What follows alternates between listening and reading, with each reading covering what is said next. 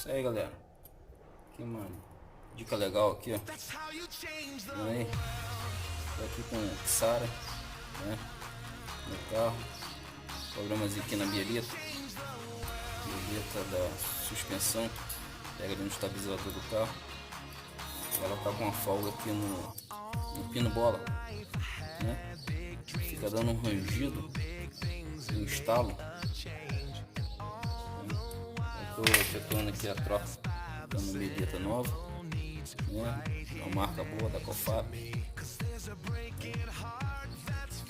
A bieleta ela pega aqui na suspensão, né? Aqui no braço aqui do estabilizador, pega aqui no telescópio do amortecedor. Do outro lado estou trocando a balança, as buchas da balança, pivô, bateu no buraco, estourou meu pivô e as buchas da balança.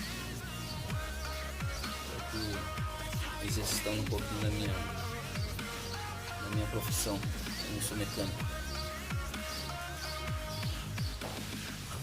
Isso aí, galera, estou aqui trocando aqui as buchas, né, da balança do meu carro, né?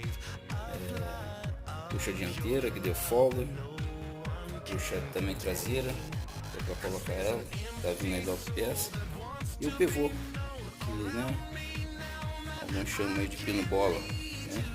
Ele aqui nesse eixo aqui tem uma bola por dentro aqui, e ele dá folga. Aqui tá o velho, né? Esse pino aqui ele dá folga para cima e para baixo. Aí cria um barulho no carro, né? Tipo toc, toc, toc, toc, toc. Esse é um dos defeitos que dá na suspensão do carro. Ela pega aqui nesse espaço, daqui a pouco vai estar retornando em outro lugar e ocasionando esse defeito aí. Tava como folga na suspensão. Folga e barulho na suspensão. Legal? E aí a dica aí.